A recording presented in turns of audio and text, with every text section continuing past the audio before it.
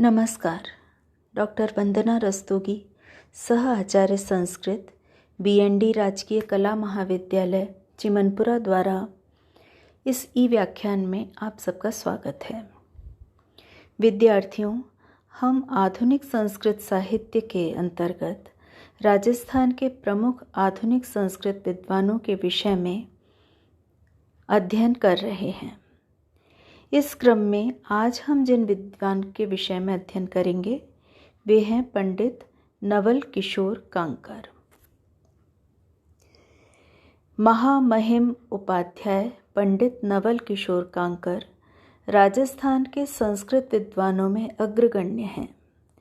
राष्ट्रपति सम्मान से समादृत विलक्षण प्रतिभा के धनी महामहिमोपाध्याय आचार्य नवल किशोर कांकर महोदय अपने गंभीर ज्ञान तथा विशिष्ट वैदुष्य के कारण संस्कृत साहित्य जगत में सुविख्यात हैं। विद्या वाचस्पति, कवि शिरोमणि, गद्य सम्राट, साहित्याचार्य के रूप में लब्ध प्रतिष्ठ नवल किशोर कांकर महोदय की जन्मभूमि एवं कर्मभूमि जयपुर नगरी रही है। जीवन परिचय। जयपुर निवासी पिता श्री जमनालाल जी कांकर के सुपुत्र नवल किशोर जी का जन्म सन 1910 में हुआ। इनकी शिक्षा दीक्षा जयपुर के महाराज संस्कृत कॉलेज में संपन्न हुई। वहाँ शिक्षार्जन करते हुए आपने संस्कृत विषय में साहित्य काव्य तीर्थ, व्याकरण शास्त्री, साहित्याचार्य की शैक्षणिक उपाधियाँ प्राप्त की और साथ ही हिंदी विषय में साहित्य रत्नाकर, साहित्य रत्न जैसी उपाधियां भी आपने अर्जित की। पंडित मधुसूदन ओझा जी के सानिध्य में आपने वेद वेदांग सहित निरंतर, निरुक्त, शतपथ ब्राह्मण, वैदिक विज्ञान इत्यादि का भी विशेष अध्ययन किया। इस प्रकार आप हिंदी साहित्य के साथ ही वैदिक एवं लौकिक संस्कृत वाङ्मय के गहन ज्ञान से संपन्न बने। कृतित्व एवं विद्वत कार्य। राजकीय संस्कृत कॉलेज राजगढ़ अलवर से अध्यापन कार्य प्रारंभ कर आप पारीख हाई स्कूल जयपुर में हिंदी संस्कृत का शिक्षण कार्य करने लगे।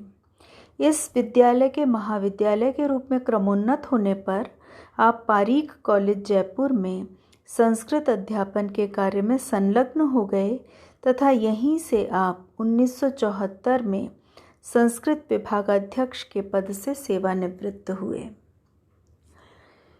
ग्रंथ लेखन। पंडित नवल किशोर कांकर महोदय अध्यापन के साथ ही साहित्य सृजन में भी निरंतर संलग्न रहते थे। आपने विविध विषयों पर 50 से अधिक कृतियों की रचना की है। आपके द्वारा रचित अनेक लेख, निबंध इत्यादि समय समय पर पत्र पत्रिका आदि में प्रकाशित होते रहे हैं।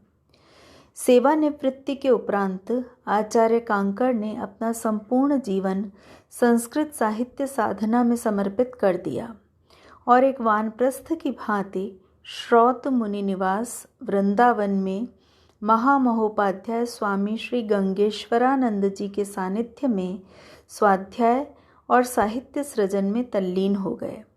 आपका लेखन क्षेत्र अत्यंत विस्तृत एवं व्यापक है। जो ग्रंथ आपके द्वारा रचित हैं वे इस प्रकार हैं। वैदिक ग्रंथ। आपने वृंदावन में रहते हुए वेदों का समन्वित भाष्य तैयार किया, जो वेदों के अध्ययन में, उनके अनुशीलन में बहुत ही सहायक ग्रंथ बना है। इसके साथ आपका राष्ट्रवेद नामक एक बहुत ही प्रसिद्ध, बहुत चर्चित, बहुत सम्मानित ग्रंथ है। निबंध संग्रह। आपके द्वारा अनेक शास्त्रीय विषयों पर और समसामयिक विषयों पर निबंध लेखन किए गए, जिनके संग्रह उपलब्ध हैं। इनमें से सर्वप्रथम है शास्त्र सर्वस्वम, द्वितीय है प्रबंधामृतम और तृतीय है प्रबंध मकरंदः। लघु कथाएं। आपके द्वारा अनेकानेक लघु कथाओं की रचना की गई, जिनका प्रकाशन अनेक पत्रिकाओं में होता रहा है। इन लघु कथाओं में से 2 कथाएं बहुत ही अधिक प्रसिद्ध रही हैं, जिनमें से प्रथम है आदर्श कन्या सुकन्या और दूसरी है भातृस्नेह। आपके द्वारा विरचित गद्य काव्य, जिसे अत्यधिक सम्मान प्राप्त हुआ है और जो संस्कृत साहित्य जगत में अपने आप में एक विलक्षण और अनूठी कृति के रूप में माना जाता है, वो है यात्रा विलासम। इन संस्कृत ग्रंथों के अतिरिक्त आपके द्वारा ब्रज भाषा के काव्य भी लिखा गया है, जिसका नाम है नवल सतसई। राजस्थानी भाषा के काव्य लाखोणा बोल की रचना आपके द्वारा की गई है, जो एक मुक्तक काव्य है, और एक गद्य काव्य आपने राजस्थानी भाषा में लिखा है, जिसका नाम है सैर सपाटा, जिसमें आपने अपने यात्रा वृत्तांतों का वर्णन किया है। ये आपके प्रमुख ग्रंथ हैं जो उल्लेखनीय हैं। अपने साहित्य सृजन के लिए, संस्कृत की निरंतर सेवा के लिए आपको अनेक उपाधियों से विभूषित किया गया है।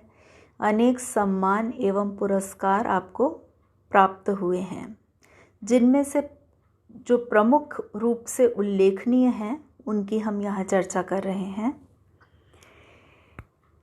आपको कवि शिरोमणि और गद्य सम्राट की उपाधि से विभूषित किया जाता है।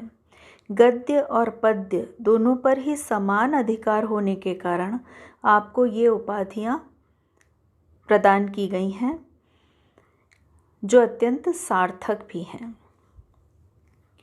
आपको अत्यंत गौरवपूर्ण महामहिमोपाध्याय की उपाधि प्राप्त हुई है।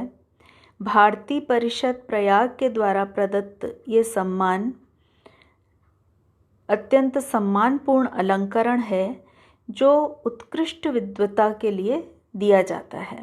ये सम्मान आपको प्राप्त हुआ है। इसके अतिरिक्त राजस्थान साहित्य अकादमी द्वारा आपको माघ स्मृति पुरस्कार, जो 3000 रुपयों का होता है, वो आपको प्राप्त हुआ है। महाराणा मेवाड़ फाउंडेशन द्वारा आपको रजत पत्र और हारीत ऋषि पुरस्कार से सम्मानित किया गया है। राजस्थान सरकार और उत्तर प्रदेश सरकार द्वारा आपको अनेक पुरस्कार अपनी कृतियों के लिए मिले हैं। उत्तर प्रदेश संस्कृत अकादमी के विशेष पुरस्कार से आपके राष्ट्रवेद नामक ग्रंथ को सम्मानित किया गया है। आपके समग्र संस्कृत साहित्य सेवा के लिए, संस्कृत साहित्य सृजन के लिए आपको अत्यंत गौरवपूर्ण भारत राष्ट्रपति द्वारा प्रदत्त विद्वत सम्मान भी प्राप्त हुआ है। राष्ट्रपति द्वारा सम्मानित आपको किया गया है, जो अत्यंत महत्वपूर्ण है और उल्लेखनीय है। पंडित नवल किशोर कांकर के रचना कार्यों के विषय में हम आगामी व्याख्यान में विस्तार से चर्चा करेंगे। उनके शैली को, उनके संस्कृत साहित्य में योगदान को हम और विस्तार से देखेंगे। आज के व्याख्यान में इतना ही। धन्यवाद।